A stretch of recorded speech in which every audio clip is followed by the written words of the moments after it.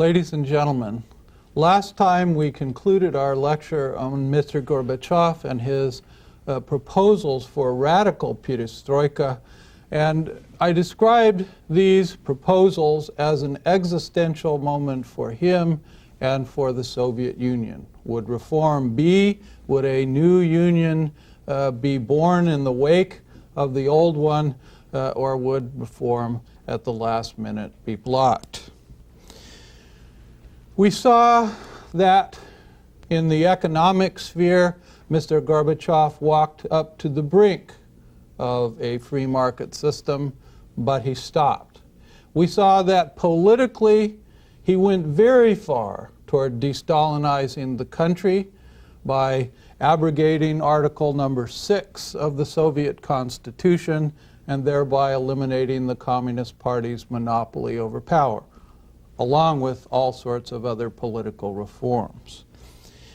If you add up the impact of radical perestroika, you find that economically, people's standard of living did not improve, and that the fact that radical perestroika failed created momentum psychologically and politically for a real experiment with the market. That is, for the destruction in toto of the old Stalinist command economy and an experiment with real market forces.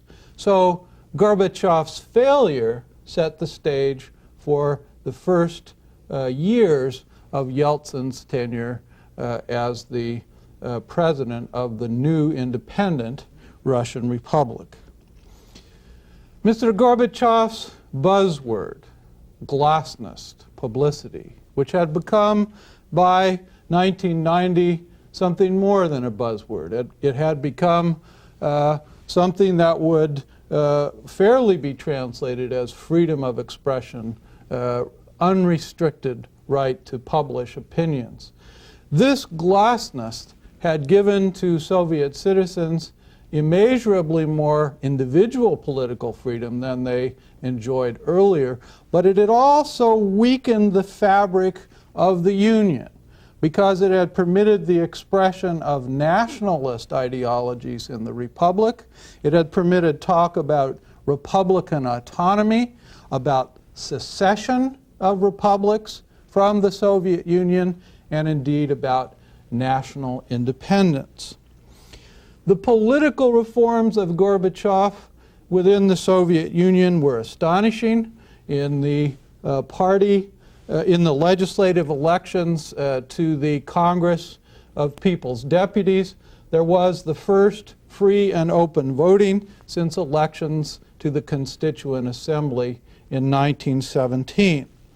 For the first time, the structure of the state was put on the national agenda as a matter to be thought about. Whereas before, what existed was an undivided government, that is, the party controlled all of the branches of government, judicial, executive, and legislative. Now it became possible under the new dispensation to think that a real division of powers might become possible. So Mr. Gorbachev achieved something, but whether it augured for the reconstruction of the Soviet system and its revitalization, or made for the rebirth of a new set of societies independent of the Soviet Union, was something that had yet to be decided. It was decided in 1991 in a series of quite dramatic events.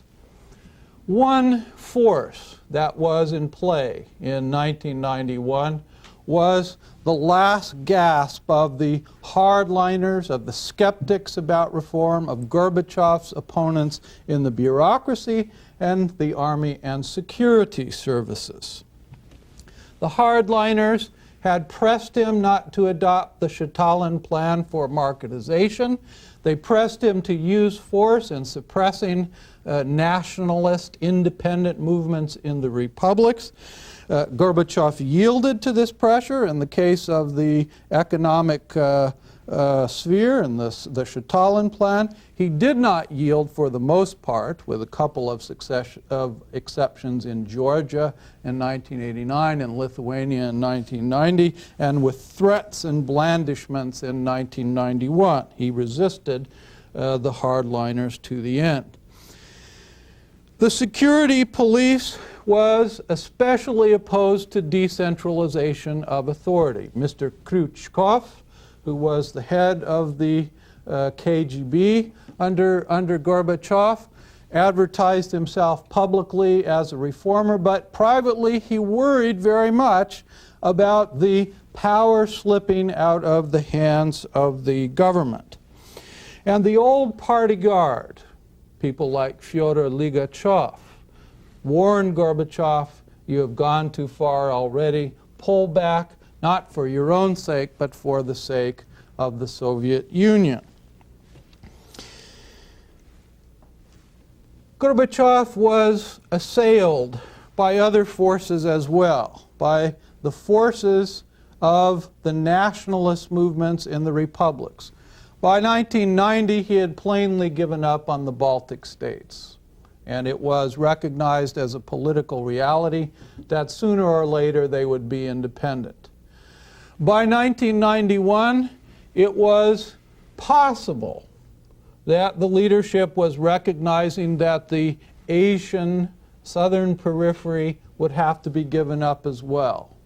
The Uzbeks and the Georgians and the Armenians and so on.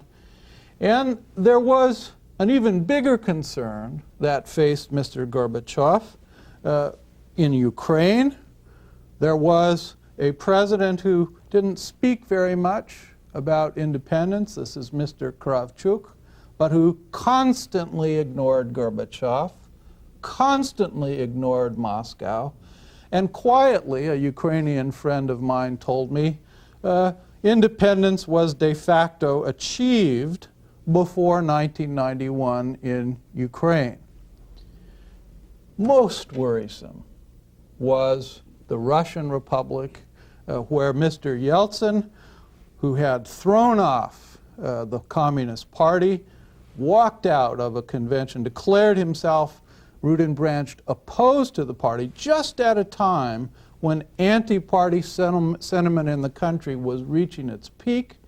Mr.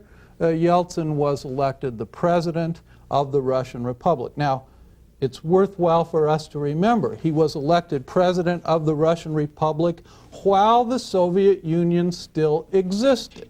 He was within the Soviet Union a rival to Gorbachev because both of them were in Moscow, and he was within the Soviet Union a danger to the Soviet system because Russia was the most populous, the most powerful republic if it should attempt to shuck off the all-union level of representation.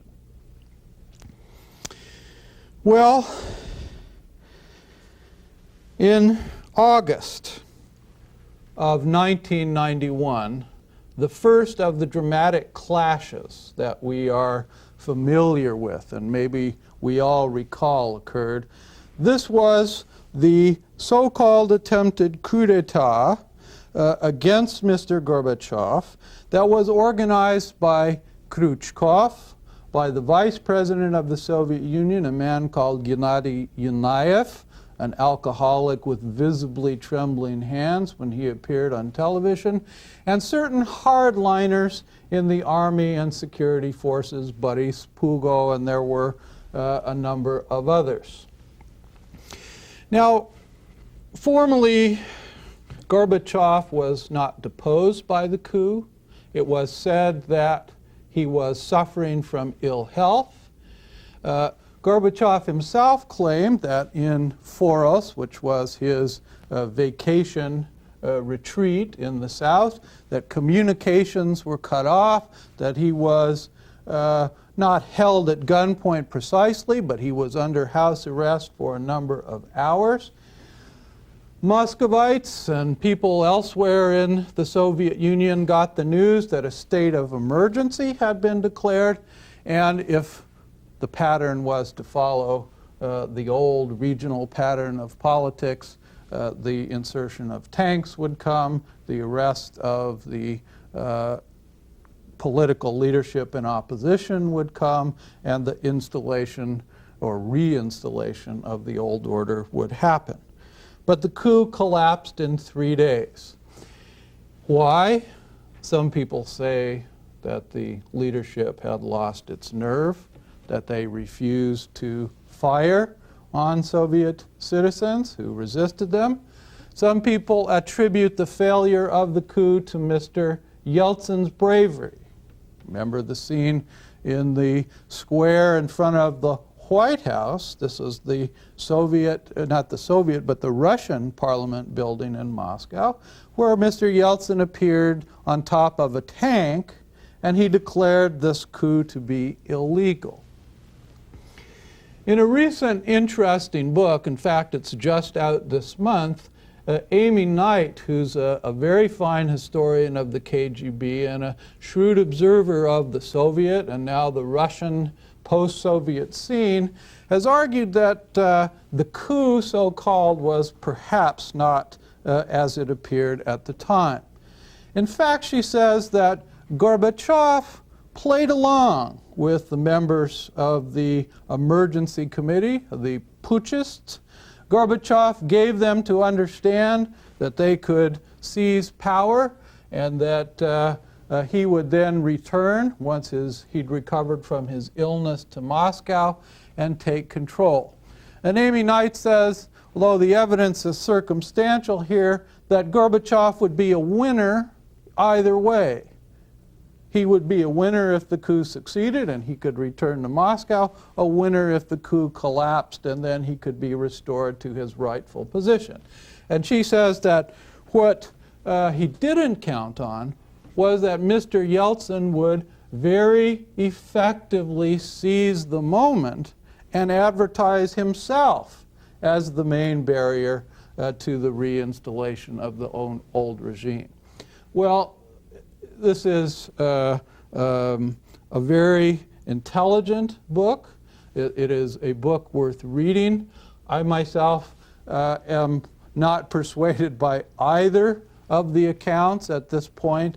I think that it will take a while before we have a definitive picture of the aims of the conspiracy, why it collapsed, and so on. I would like to see a large portion of the 150 volumes of testimony that the conspirators, so-called, were made to give to the judiciary. I would like to see a good portion of that published by reputable historians with annotations before I would make up my mind. And of course, the stakes for us are rather high in this interpretation.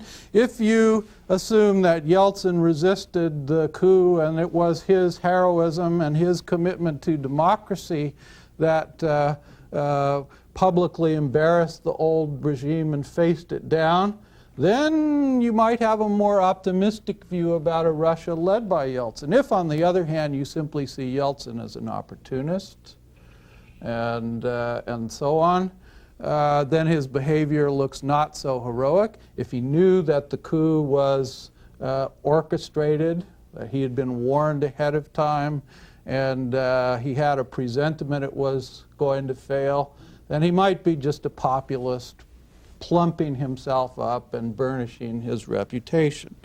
So there are stakes here that are important. I think more important than the public relations victory of the democratic forces, so-called, over the coup was what transpired afterwards. What transpired afterwards was that when Mr. Gorbachev returned to Moscow, he was immediately put on the defensive by journalists who suspected that he might have a hand in this conspiracy, that this might be one of those Gorbachevian games that they had become accustomed to, that Gorbachev had done behind the scenes what he could not achieve in reality, which was to block the implementation of the Union Treaty, which was supposed to reconfigure the relationship between the various republics and the central power. Gorbachev, before August, had promised Yeltsin that he would sign the treaty, the Union Treaty, in August, and the timing of the coup was related to the solution of the nationality question. Well, the journalists were suspicious, and Yeltsin sensed a kill. He sensed the possibility of seizing the political upper hand, and so he embarrassed Gorbachev publicly. It was a stunning reversal because Gorbachev, who up to this point had had all the better over Yeltsin, was now embarrassed before the public, and he lost his public relations war as he had lost in the economic sphere and many other spheres. In December of 1991, there was what I would call a second coup d'etat. And this one was successful, but it was a silent coup. And it was not treated in the West, really, as a coup, but I believe this is what it was. Kravchuk, the head of Ukraine, the head of the Belarusian Republic, and Mr. Yeltsin went for a walk in the woods, just the three of them, to chat about what should be the political situation that they would like to see in the country in the next year. They concluded that it was intolerable that Gorbachev remain as president of the Soviet Union. They concluded that they could not work with Gorbachev. And they decided, amongst the three of them, that the separate republics would now go their way as independent nations. With the simultaneous removal of Ukraine, Belarus, and Russia from the Soviet Union, the Union's life was forfeit. So you see, the nationality question was the Achilles heel of the Soviet Union, although disappointment over the control of the command economy and the political debates about democratization had certainly contributed immeasurably to the disintegration of the old order. Now, what followed the formal dissolution of the USSR in Christmas of 1991 was in Russia, this is our concern at the moment, was something approaching a national rebirth. But it was hesitating, it was partial, and all the while that Russia was trying to rediscover its old identity and fashion a new one, there were interesting little steps, maneuvers that Mr. Yeltsin made to make closer cooperation possible with the other states that had been formerly republics of the Soviet Union.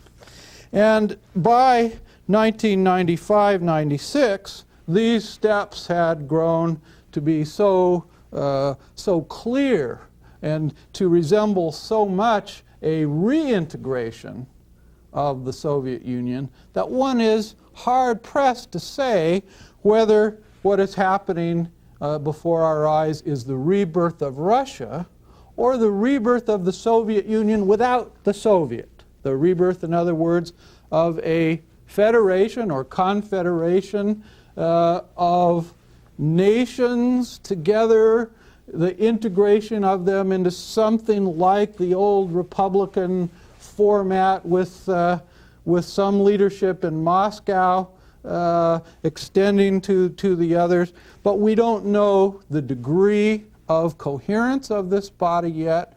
We don't know how far these steps will go, and so we face the future as always unknowing and mystified. What we can clarify, it seems to me, is something about what has happened in Russia. I would like to talk about, very briefly, the rebirth of Russian culture, such as it is, and Russian traditions. I want to say something about Yeltsin's leadership and his policies, because at least these things we can know with some degree of certainty. In post-Soviet Russia, there is a revival of old symbols, many of them imperial symbols, imperial in their origins, dating, that is, to the period of Peter the Great, to the end of Nicholas II's life, 18th and 19th centuries. Pre-revolutionary names were returned to cities, so that one no longer spoke of Gorky, the city, one spoke of Nizhny Novgorod. Or in Leningrad, one didn't speak of Leningrad, one didn't speak of Petrograd, one spoke again of Petersburg. Inside of the big cities, where there was formerly a street, let's say, with the name of Prospect Marx or Prospect Engels, suddenly one found overnight that the pre-revolutionary names had been returned. And this was something in which formerly Soviet citizens, now Russian citizens, took a great deal of civic pride. It seemed to them right that with the change of the country's leadership and with the change of its institutions, that there should be an outward and symbolical change in city names and street names. Some imperial monuments were to be rebuilt. For example, Mr. Yeltsin committed an enormous amount of the national treasure, shouldn't even say national treasure because the Russian government was pretty much broke. So he committed future state budgets to the rebuilding of the Church of Christ the Savior, that church which in 1931 had been blown up by Stalin. And now it would be rechristened, as it were. Instead of a church memorializing the Russian victory over Napoleon in 1812, it would now be a church that would memorialize Russia's repentance at what had happened under Stalin. An old flag, the flag of the provisional government in 1917, was chosen to be the national flag of Russia. It's an interesting choice because in that brief period when the provisional government existed, there was something like democracy and political freedom. At least that's what the authorities wanted Russians to believe. Older symbols were appropriated as well. For example, St. George and the dragon. Dragon being slain by George on a horse was appropriated mostly by right-wing parties, but you could find Russians in the Yeltsin government wearing pins of St. George and putting banners of St. George up, and so on. Intellectuals made an effort to revive Russian literary and philosophical traditions. There was a rediscovery of pre-Marxist philosophy.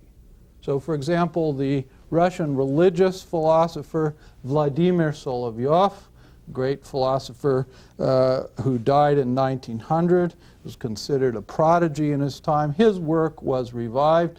A work of other lesser-known disciples of Solovyov also was republished, and people talked about the Russian national traditions, once again holding sway in this field. Some politicians talked about reinstitutionalizing old forms of administration. For example, Mr. Rutskoy, who was Yeltsin's vice president, said, it would be good to see if we could revive the zemstvo. These were local land councils that were called into existence in 1864. And Mr. Rudskoy thought that the zemstvos, which were elective bodies at the local level, would have a good deal more life in them than the Soviets, which is a form that he thought had outlived its existence. There was talk about a constitutional convention. Remember, early on, Russia was operating without a constitution. It was in a legal no man's land because the old Soviet constitution had ceased to have force since the Union had ceased to exist, and there wasn't a Republican constitution which would describe even the existing arrangements appropriately. So a new constitution would have to be fashioned, and therefore there was talk about a constituent assembly. Alexander Solzhenitsyn wrote books and articles and more books about the Russian question, and he pressed his solutions on the constituency out there as well. And interestingly, Solzhenitsyn said that the Slavs should give up on the empire. It was nothing but a burden. He called for a Slavic bratstvo, a Slavic brotherhood consisting of Russia, Belarus, and Ukraine. And he assumed that even if for a while these three brothers went their way, that they would return and constitute the core of a new union eventually. Well, all of this was in the intellectual air, and meanwhile, Mr. Yeltsin had to make policy. Mr. Yeltsin's an interesting character. He's feisty, he's combative. One good person, historian, and shrewd observer of the scene said to me that Yeltsin and Gorbachev are like two bantam roosters, constantly going at each other. And there's something of the bantam in Yeltsin's bearing. Yeltsin is contemptuous of his opponents. He's got absolutely nothing good to say about Gorbachev, despite Gorbachev's signal achievements. I mean, Gorbachev's reforms really made possible Yeltsin's ascendancy, whether Yeltsin liked him as a person or not. Yeltsin is a riverboat gambler. If we assume that it was heroic to stand on the tank, this was a gamble. He listened to Fyodor Gaidar, who told him that you better let prices float. Yeltsin went right along with this. So this is a man that can take risks. And such a personality is important in a time of rapid change. Mr. Yeltsin is also a recluse, somebody that withdraws for long periods from public life, and it's very worrisome to his entourage. He's self-destructive. He has a well-known problem with alcoholism. I could give you chapter and verse on this, but I will refrain and say that he does have a battle with the demon vodka that he has to fight. He's ambitious for himself and ambitious for his country. All of these attitudes worked very well for him for a time. For this reason, common Russians identified with him. They saw him as a flawed politician. Sure, he drinks. Sure, he goes and disappears on benders. But in what way is he different than we are? And these people in 1990 were taking collectively an enormous risk. They were seeing the security blanket of the Soviet system, such as it was, wholly torn here and there, discarded in front of their eyes, and they were now without security, facing the future. This was an enormous risk. So these aspects of Yeltsin's personality are expressions, prismatic expressions, of what is the Russian temperament at this moment in history. In my opinion, now there will be people that will argue here, I do not think that Yeltsin is now or was ever a principled Democrat. I think that, like Gorbachev, he was attracted to the rhetoric of reform and democracy because he was frustrated with the ability of the party to deliver goods and services. But this is a man that was formed inside the apparat.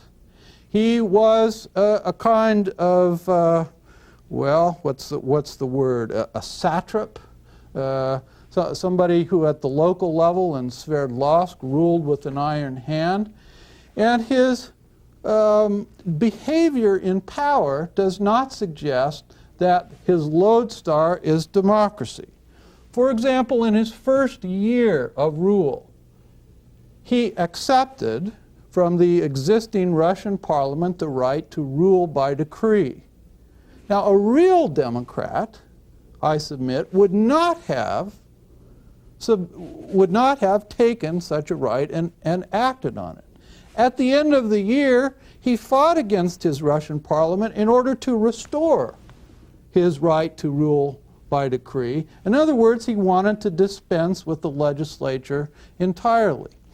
After 1993, after the parliament was shot up by tanks and the new constitution had to be written, Yeltsin wrote a constitution that gave exceptionally wide range of powers to the presidency and practically hamstrung the legislature. So by the Western understanding of the word Democrat, I think, Yeltsin is not one. Think also of October 1993, another dramatic event that we recognize. I alluded to it a second ago. Yeltsin was opposed by his own vice president, by the Speaker of the Russian Parliament, by a number of others who said the economic reforms aren't working. And the political showdown between these groups led to a Russian president ordering tanks to bombard the White House. Now, symbolically speaking, the burnt out shell of the 7th floor of the White House, all of the black soot on that white marble exterior, it seems to me gives you a pretty adequate picture of Yeltsin's principled, or rather unprincipled, commitment to democracy. December 94, the regime committed itself to a war in Chechnya. It did so without the approval of parliament. It was a presidential war, and it has been waged by the army and by the executive.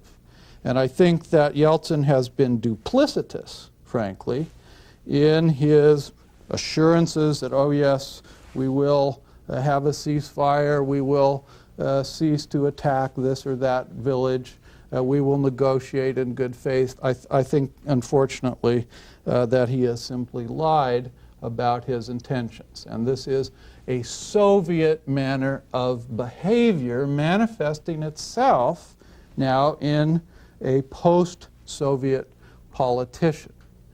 And this is why I think that it is a mistake, despite the passage of 40 years and more, to think that the Soviet peoples, now the former Soviet peoples, have exorcised from themselves Stalin's ghost.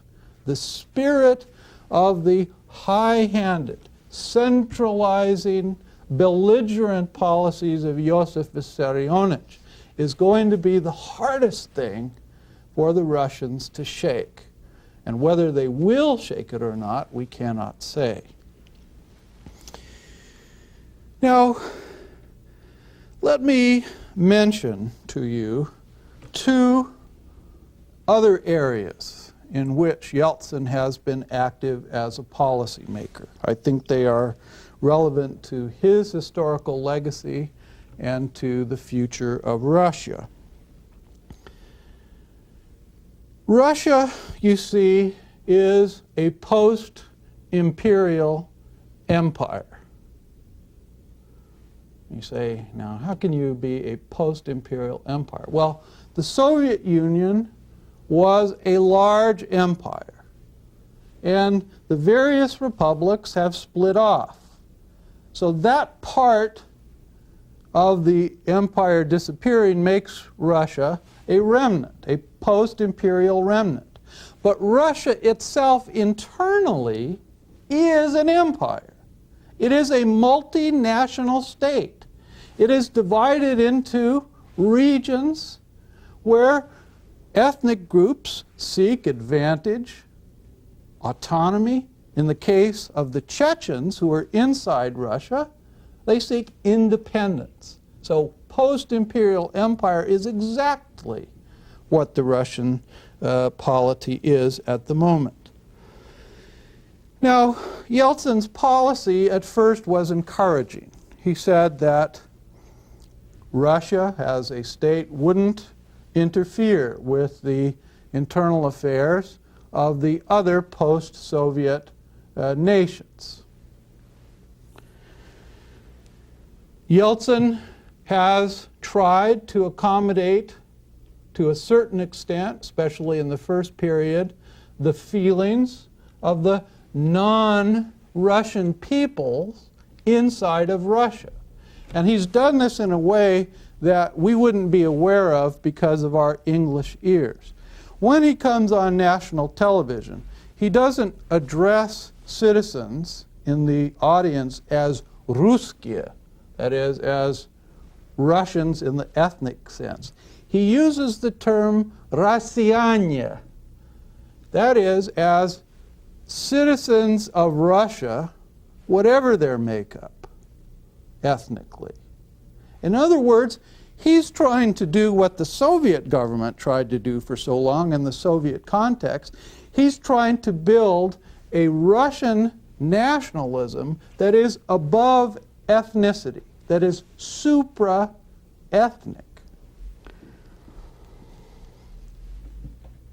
This was the first phase of his policy. Some of it, like the use of the term Россияне, continues. But lately, 93, 94, 95 especially, Yeltsin has been much more assertive on the periphery of Russia.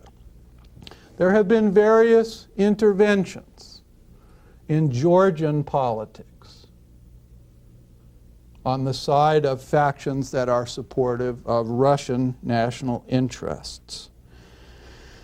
There have been attempts to fashion treaties to reintegrate the old union on new terms, especially with Belarus, which is a weakly developed nation state with a weak economy. They have been especially pliable in the hands of Russian diplomats. There has been a concerted effort to reestablish the center's power in Russia, so that, for example, if you take the Chechen case, I think this could have been resolved by peaceful means if Yeltsin had visualized Russia as a decentralized polity. But I think he visualizes it as a centralized policy with a powerful state. And to the Chechens who wanted autonomy and who wanted to leave, ultimately, Russia, he threw down the gauntlet because he knows that behind the Chechens, standing in line, are Tatars and many other nationalities that would like to see independence for themselves. In other words, Mr. Yeltsin has reasserted the needs of the old great Russian state.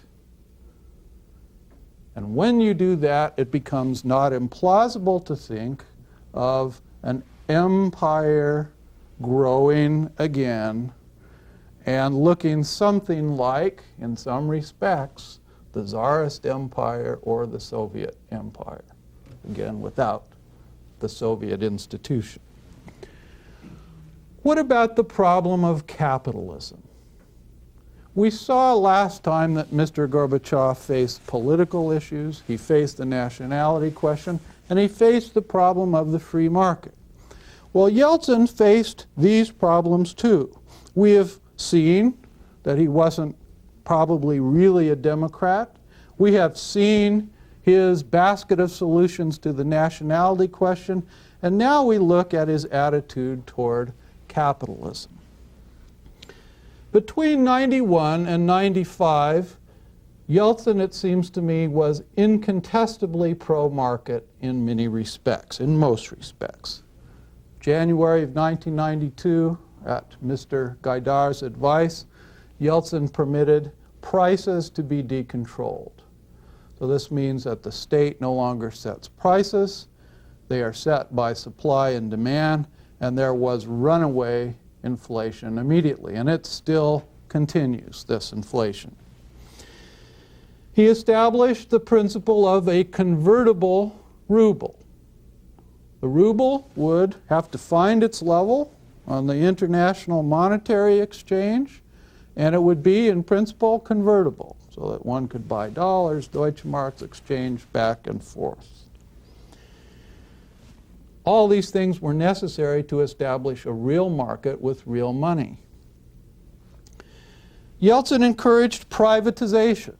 I remember in the summer of '92, people were confronted for the first time with the option to be the owners of their apartments. I mean, you could secede from a state-owned cooperative and you could have title to your apartment. Now, in the short run, this just meant that instead of the state being responsible for fixing the pipes, you were responsible for fixing the pipe. And a lot of people balked at this. In September of '92, privatization vouchers were issued. And what this did was give workers in certain state enterprises a share in ownership of corporations. Now, of course, these shares were bought up by the managers of the corporations, and so the workers got very little in return, but the principle of privatization was established. And then Mr. Yeltsin attempted to break up the collective farm system, to make possible private ownership of land and agriculture, and I would say steps were made in that direction, but the policy has yet to stick. Now, there were consequences to these reforms. The command economy was destroyed. It was destroyed. It's also the case, it seems to me, that a private market of some indeterminable size has been established. But on the ruins of the old system, there grew up a new economic system that you might call mafia capitalism. The mafias in Russia predate the dissolution of the USSR. They actually were based on the old patronage networks of the republics. And they were party people who operated with protection of the KGB, and they supplied chicken to restaurants in Moscow, or cotton to certain industries, and so on. The absence of a strong state and of strong legal control has meant the flourishing of these pre-existent mafias and the creation of new ones. So if you go to Moscow now, it is not uncommon to see people with guns outside of establishments and so on. And in politics, there is an unholy alliance between the bankers and political parties. Money is the mother's milk of politics. We Americans know this well, and the Russians are learning it now themselves. With the growth of this market, there is a growth of social antagonisms. Market always means winners, and it means losers. There is an impoverished pensioner class that will probably vote communist in the June elections. There are impoverished young families. There are homeless people in Russia. And this is a visible consequence of the market reforms. There's no doubt about it. There are also people that are doing well, that are consuming conspicuously, This is what happens in a market society. Can the Russians, after so many years, 74 years of Soviet power, can they adjust to this reality? Only time can tell. I cannot tell you. In conclusion, Russia is a place where authoritarian habits linger. The imperial mentality is not dead, where anti-market sentiments make a volatile mixture. It's a place where political catastrophe could happen, but it's also a place, since 1953, where astonishing progress that no Westerner and no Russian could have predicted has occurred. So the balance between hope and tragedy is now about even, and we will see in our lifetimes which way the balance tips.